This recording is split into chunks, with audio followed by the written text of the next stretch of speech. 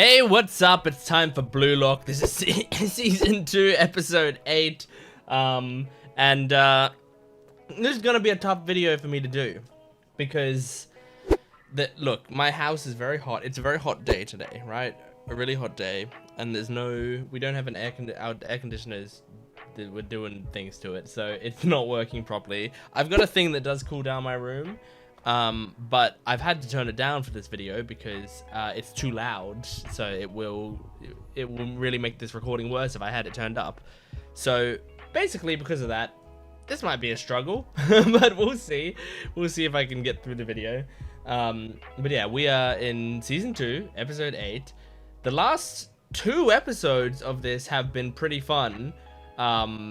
There was, you know, a cool setup episode, and then last episode, I mean, really, that nagi goal was, like, genuinely awesome. Like, one of the coolest moments of, the coolest moment of the season so far, for sure.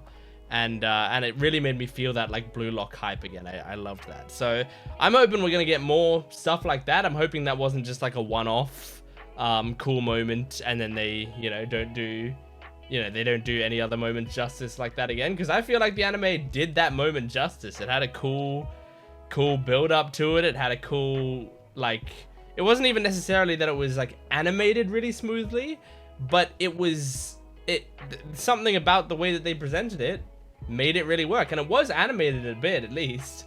It really worked. So I'm excited to jump into this next episode. Make sure to support the video if you can, liking the video, commenting down below, and subscribing to the channel, and go to my Patreon account if you want the full-length reaction, early access, and exclusive videos. Here we go, Bluelock Season 2, Episode 8. I love that fist up, it's so cool.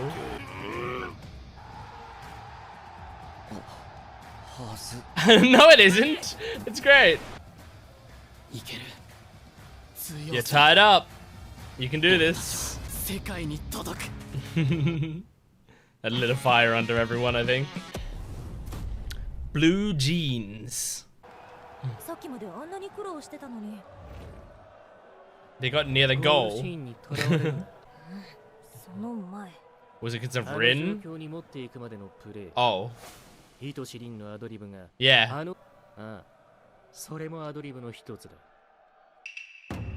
Off to slay demons.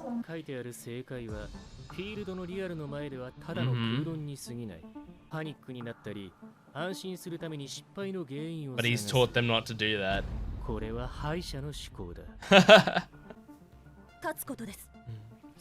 I like that we're seeing more Henri this season.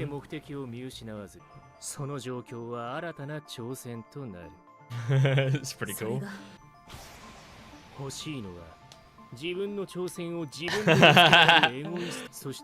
I mean, Rin specifically went to the corner.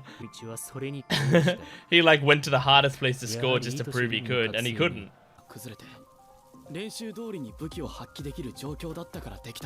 I like this music.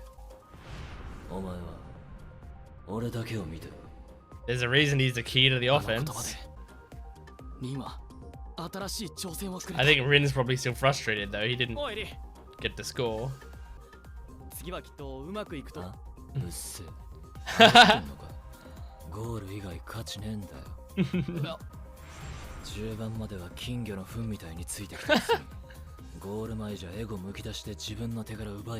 Yes.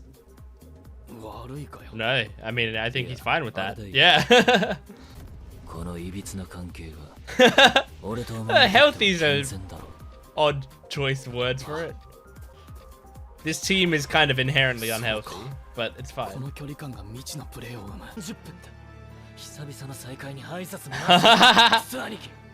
Oh my god. Listen to this music. This is a matchup we wanted. Oh my god. Don't listen to Rin. Don't back off. Oh! I really like the music.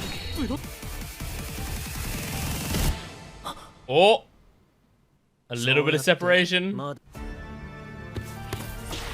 Oh shit.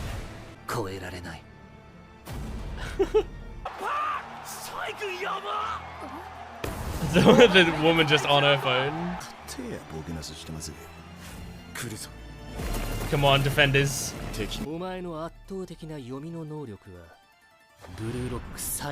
Oh shit. Oh my god. I really like the music this episode. Sendo. Oh shit. Yep. Oh cool. So you stay back a bit. Oh my gosh. I like hearing his analysis, it's really cool.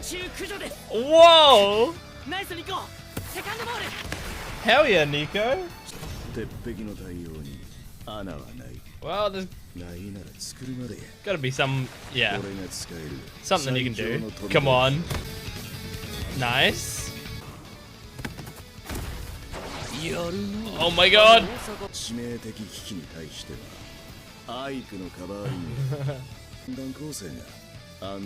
It's a pretty cool plan.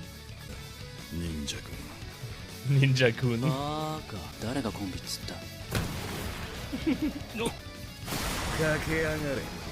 Chigiri? Yeah. I love how you know it's Chigiri because you just see him going meow.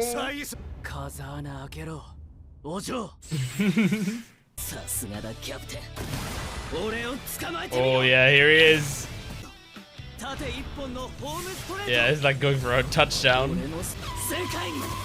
Oh! Launch! Yes! Oh my god, don't let him get injured this game or some shit. Oh, was that his like siblings or something? Oh yeah. I think go a little further. Oh.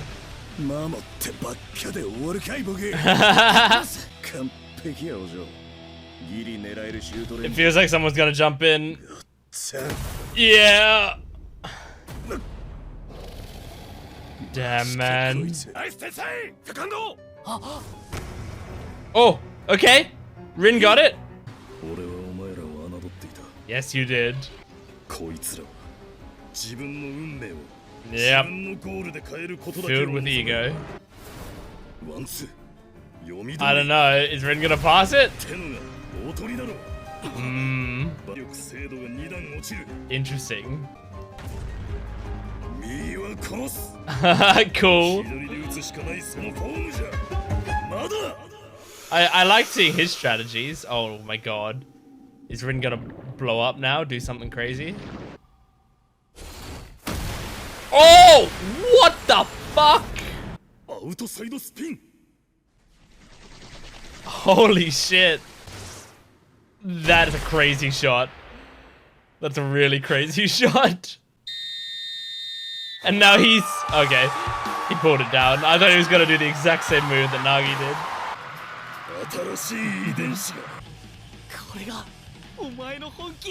He's so excited. He doesn't want your praise.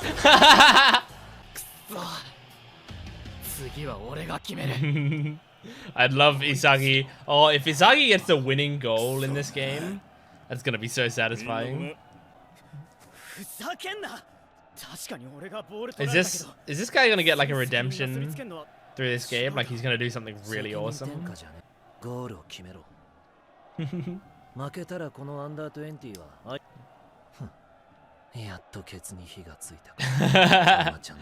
Finally, you guys are getting into it. That's good advice. Pretend this will be the end of the game at halftime. Play like that. I bet they're gonna do some crazy shit now.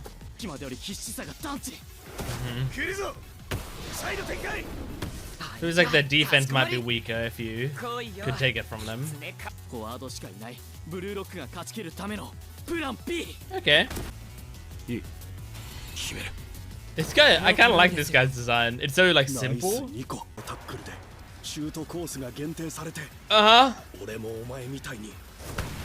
Nice! Good save. 1 minute of additional time. Oh, they're gonna score. Oh, absolutely. Oh! Oh! What the fuck? Oh my god, oh, that's a pass. To him, he's opening up his opportunities. Oh! Yes, Rin! Oh no, don't go right to Sae or anything, please. Did it go right to him? Oh god. Just a direct shot, yeah. Oh, not quite. Holy shit, are you? Oh! What a... Wow! Fuck yeah, are you? Oh, I love that. Oh my god. Are they gonna bring him on in the second half? Because it's not going great for them. Alright, what's it gonna be this time? We're seeing him again. What?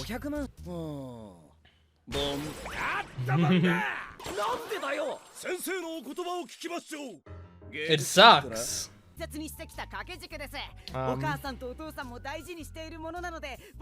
Bon. Yeah.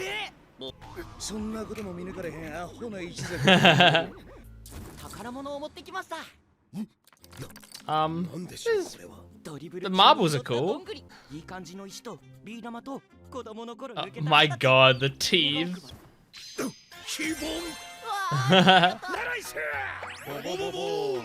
Alright. It was a dream. Okay, cool. Pretty cool episode. I mean, there was nothing special in the animation department that happened today, I don't think. But I mean, still, I like the events of the match. I think it's very fun to see how this match is playing out because yeah, like, firstly, the fact that it's halftime now and we're ahead, I really like that they didn't tie it up at halftime. Like, you could see sort of that happening. Like, as they were getting closer, it was like, oh no, they're gonna score here. And like, it felt like for the story, you know, oh, they have to score here because we as an audience are starting to like get a big head, essentially. And so I thought, well, the author's gonna humble us now. And it's like, I feel like Bluelock is very good at making something seem predictable and then changing it just a little bit. Like, it always goes one tiny step, well, not always, but a lot of the time it goes one tiny step further than you thought it was going to go. And you think you start to pick up the pattern and then it changes like a little bit more, you know? So I thought, yeah, like they were going to score that time. And I thought like, okay, well, what's going to happen then is Sendo is going to be able to be the one that scores because it's going to kind of redeem him a little bit since they keep saying like, oh, you're not doing anything, you're not helping, you're supposed to be great at this, and now, oh, they've got a fire under their ass, so now Sendo's going to score. And then that didn't happen, and I was like, oh, okay, alright, so it's like the point is it's always going to go back to Sae and he's going to be the one to score. So it goes back to him, and I was like, okay, yeah, I understand now. And then I just like sealed it away in my head as like, well, Sae scores, and then the half ends. Especially because it was showing like the ticking clock counting down. Like, that's so classic, you know, story coded for the big thing is going to happen before it ends, to show you like just how close it was for us to save it. But then Aryu came in, and that is really awesome that Aryu did that, because I like how it's written so far, because it seems like it's truly going to make sure that everyone has like a badass moment of some sort. Like, that was really awesome from him. I liked the Nico moment early on of him like completely analyzing everything. Like they showed it basically kind of like Isagi's way of doing things, but a little different. Like, Nico is even more analytical than Isagi, I feel like. But Isagi, I think, is more talented. So, like Nico probably wouldn't be able to make the bold decisions that Isagi makes, and I don't think he has quite the same amount of drive that Isagi has and competitiveness that makes him use his analysis that step further. But you know, even without that, Nico's fucking, like, he's got some sick shit going on. It's really cool.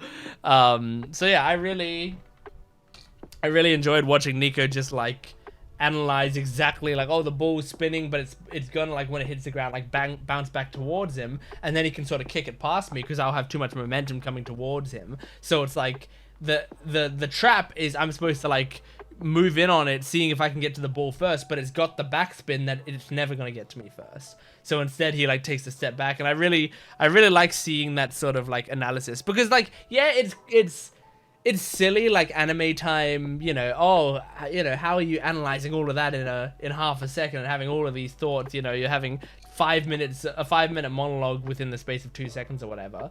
But I do think it's a good representation of like athletes' skill. Like a lot of the time athletes are doing this, but just without the actual thoughts, you know, but they are still analyzing the situation and based a lot on instinct, making, you know, those split-second decisions. It's like, it's pretty insane, especially when you watch good defenders. Like good defenders in sports, especially, you know, basketball's the sport that I watch. When you watch like a really good defender, it's so satisfying to see when they just like completely, you know, they completely outmatch their opponent, and it's like, oh my god, they completely shut them down. And that's hard to do in the moment, you know, like in a quick second. I'm an okay defender in basketball.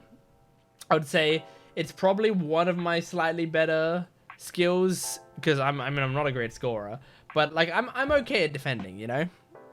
But like it's a hard thing to fucking do, because they have so many options, and it feels sometimes like, oh, you're just kind of guessing one. But there's ways to do it, like places that you can stand, ways that you can position your body, and you can also pick up on their habits. Like a lot of the time when we hit halftime of a basketball game, we will be talking about like, hey, that number 13, he always drives in and then immediately kicks it out. You know, he always does that. And like kicks it out just means passes it out. You know, he doesn't use his foot. But he immediately like drives in, kicks out the ball to someone else. So he's not looking to score.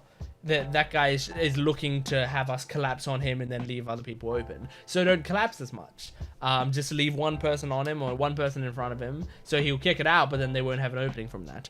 Or you might go like, well, this guy, he always tries to like drive to the right. You know, he always tries to drive along the baseline. So either you stay on that side so that he has to drive the other way, or you sort of like stay on the other side and lure him that way, and then when he does, you step in front of him, which like will kill his momentum. Or you let him drive past you, but have someone else behind that's covering that area, so you can switch off of him and basically like have two people defending him at the same time, and you can probably block his shot. So there's like a lot that can go into it when you're defending, but it's like a lot of the stuff is happening so quickly, and it's really difficult to like communicate.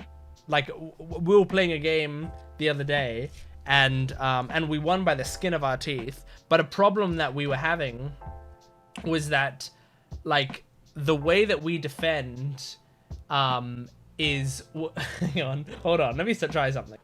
Okay, I just brought up a thing so that you guys can, so I can like sort of draw what I mean. But like, let's say we have the basketball court, you know, here, and then this is like, this is where the key is or whatever.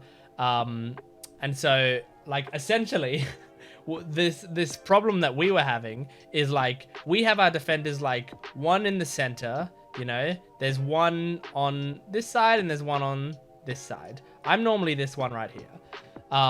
And the problem that we were having is there would be a guy who, he would be here, our enemy, he would cut back this way, right? And when he cuts back this way, I call it out. I say, hey, there's a guy like coming. I normally just say behind, or yeah, I normally just yell behind essentially. So he'd cut that way, coming in to do it. That would make this defender here have to go towards him, right? And then what he would do is he would kind of like immediately cut back, So this defender has switched, but now this defender like is on him, starts following him, and then goes, well, now he's not on my side anymore, and like backs off. I still have just assumed that he's, you know, that he's cut that way, so he's not my defender anymore. He's not my player anymore. So I've sort of gone out this way more to defend someone else. And then that's basically left this whole area wide open. So he now is like completely free. This guy doesn't know what's going on. And basically like the ball can just be passed directly to him, you know? So like it's a, like there's a lot that goes into defense, and that at the last second you have to be able to figure out, and like communication can very easily fall apart.